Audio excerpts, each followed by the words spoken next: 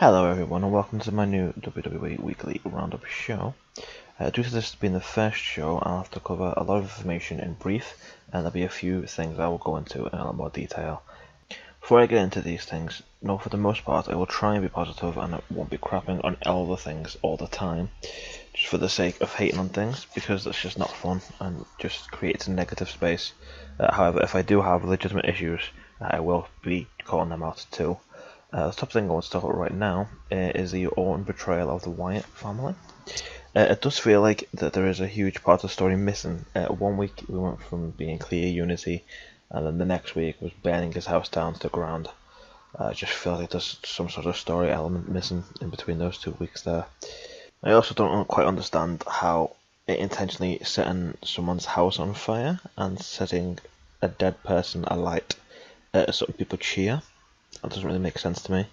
It makes more sense as a villainous thing to do rather than a heroic thing to do. I'm not meant to feel sorry for Bray Wyatt when I'm crying, because he's got no home. His family's been destroyed, both metaphorically and literally being burned down to the ground in front of him. The whole face-heel dynamic thing is all askew in this entire feud. A few other things I'd like to get to whilst I'm on this subject as well. In storyline terms, Eric Rowan was still one of Bray Wyatt's followers. Wouldn't he have been at the house to stop Orton from burning it down? However, someone has shown me on Twitter there is a picture of Rowan that looks like he's removed Sister Abigail before Orton showed up, which makes a lot of sense. Finally, in this matter, the whole thing of Sister Abigail being Bray's literal sister, I'm not feeling it personally.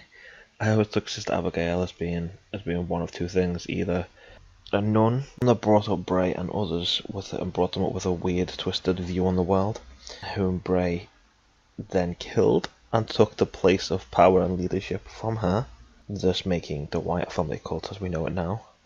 The other option I took it as is just sort of a name he had given to his supernatural abilities, similar to how the Undertaker's got the power of the dark side, and Balor's got the Demon King, etc. It's just the thought of burning down Sister Abigail. It just made me think that it would release their abilities more, and that Bray would then become even stronger, supernaturally speaking. Either way, that all said, I am enjoying the storyline. It's easiest, the strongest storyline on SmackDown Live, and quite possibly Raw too. Speaking of Raw, we did also have Fastlane last Sunday. I mean, as a whole, it was fairly lackluster. Braun Strowman taking his first loss from Roman Reigns, which the internet loved. Sami Zayn's Samoa Joe match was probably the best one of the night, in all honesty. However, that was the first match. There was a lot of filler in the show as well, with Rusev, Mahal, Cesaro, Sheamus, which just made it feel like a generic Raw, to be quite honest. And then there's the main event. I want to come out and say it, quite frankly, I just don't care about Goldberg. I didn't watch WCW. I didn't like him when it came back in 2004. I like him even less now. Kevin Owens is just a phenomenal talent. He's an amazing mic talker. He's amazing in the ring technician. He's agile as all hell. The fact that he gets beaten by Goldberg isn't the thing I have an issue with. It's the fact that it was done in about 30 seconds. Even with Jericho distraction, if the match would have lasted at, say, about 10-15 minutes or so, and then ended with the same 30 seconds, that would have had no issue with that in the slightest. I just don't like the quick finality overall. I just don't like it. I'm not a fan of how the biggest promoters match in Wrestlemania is involving two people who, for the most part, have iffy matches. As said, Goldberg's match has been about 30 seconds. Brock Lesnar's match has just been sort of pick up, suplex, pick up, suplex, pick up, suplex, pick up, suplex, pick up, suplex, pick up, suplex, pin. It's fun for a point, but then after a while it just kind of gets boring. And it's awesome now for the main title as well. I originally was quite interested to see the Lesnar vs Goldberg match. I thought it had potential. It could have been sort of really interesting. Then they added the title to it, and now, no matter what happens, we still got a part-timer as the Universal Champion. Just like the old Alien vs Predator tagline, whoever wins, we lose.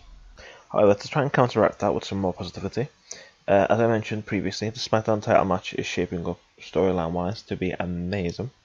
I am also very excited about the Kevin Owens Chris Jericho match.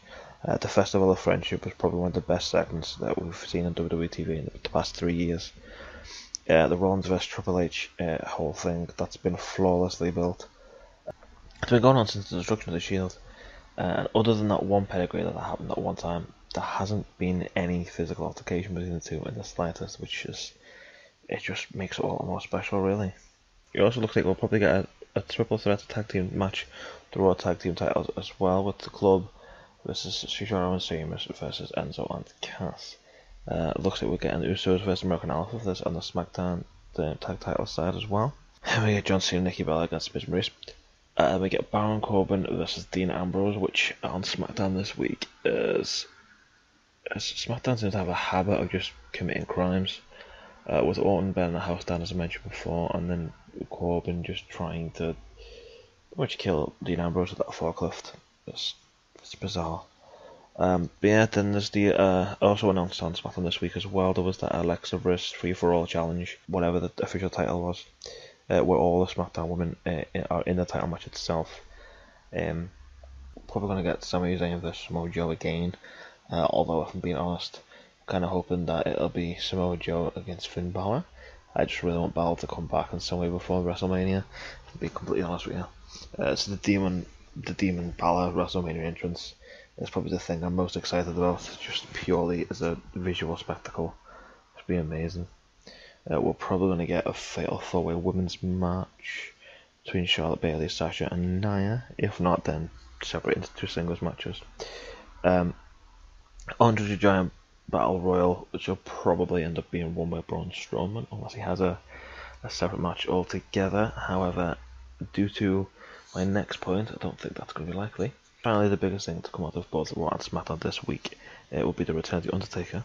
It was shown this week on Raw that it looks like we'll be getting Undertaker versus Roman Reigns, which at the moment I feel a bit about. I love the Undertaker, as most people probably do, whereas most people do dislike Roman Reigns. I just don't care. I like him, I don't dislike him, he's just there. It's like a tag on a t-shirt. It's just a thing that just happens. So that's pretty much the first rundown that I'm going to give. I hope to do one of these each week, be much more specific in detail to specific shows from this week. This week's been a bit iffy with the, as I said, we've been the first one.